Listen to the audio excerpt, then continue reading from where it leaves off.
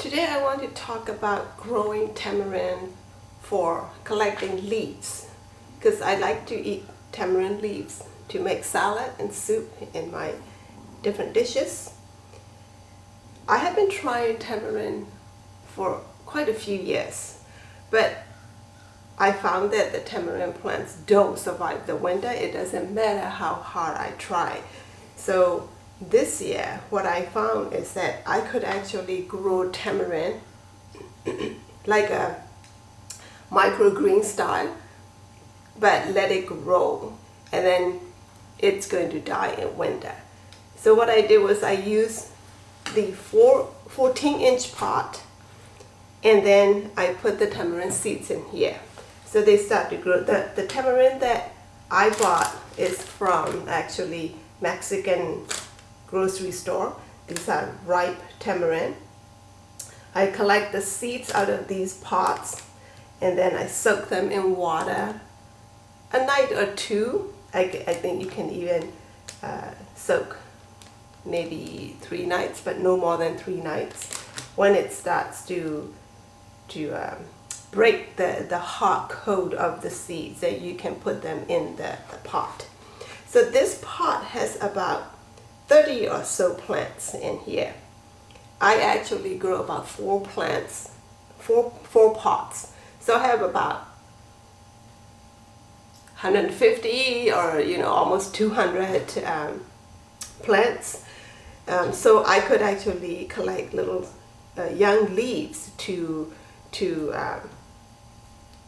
make different dishes. So the way that you will collect the leaves is that you can see here this is a young leaf. I will collect this part so that if I pinch this off, right, this will go into my dish. I have one here and I have another one here. What will happen is that from here, the new leaves will come out from here. So then you will continue to collect. I have done this one here. Look at this plant, right? So that I pinch up this one right here, and this is the new branch. This is a new branch.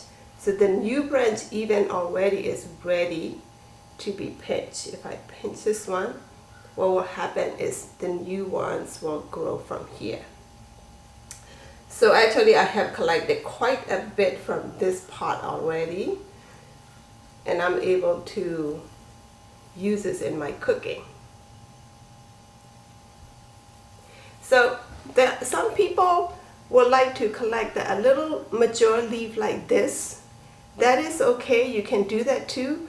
The thing is that if you collect just the leaf and without pinching the tip, it's going to continue to grow long.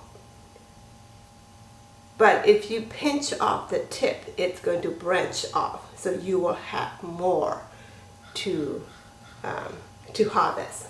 So that's how I have been growing tamarind this year successfully, and collecting the leaves and being able to put in my cooking.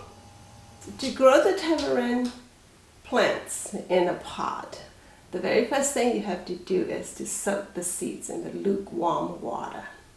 The reason that you need to use the lukewarm water is so that the seeds swell up at the same time. After the overnight soaking in the lukewarm water, the seeds are going to swell up. The seed coats are going to swell up. After the swelling up the seed coats, what I do is I clean them off.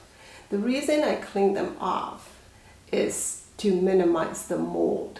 If you leave them just like that, they tend to grow the mold around the seeds, and instead of sprouting, it's just going to rot. So after cleaning the seed, what I do is I prepare the pot. The pot I use is about 14-inch diameter. First I put the potting soil into the pot, and then I put those clean seeds on the soil. I would actually keep them about maybe 1.5 inch apart. They don't need that much room because I'm just going to collect the leaves. After the seeds are putting it onto the pot, on the soil, I have to cover another about 1/2 inch layer of potting soil. You don't want to cover it with such a deep potting soil because then they will have to fight so much to come up. So it's about 1/2 inch is just enough. After the potting soil is placed on top of the seeds, I actually place a mulch on top of that. I use actually the wood chips to use as a mulch. After I place everything in there, the seeds are in, the soil is covered, the soil already covered the seeds, and then that soil is covered with the mulch. I will water once. Make sure that everything is really soaked, and that's it. You do not want to water again until the seeds are coming out, the seedlings are coming out. Because if you put too much water, again, the seeds are going to rot instead of sprouting. About after 10 days, the seedlings are going to come out.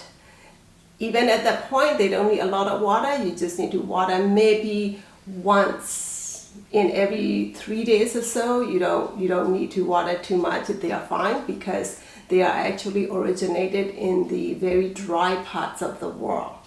And then after about, I would say, 6 weeks to 8 weeks, you can start to actually collect the little new shoots. Here are 4 pots that I grow. You can see that these ones have about 30 plants. This one has about 50, and the other one has about 80 plants in there. So I think the 80 plant one is a little too tight. I think it's better to have like between 30 to 40 in each pot will be good. From here, I have been harvesting for about 3 lots or so. So just try it and have fun with it.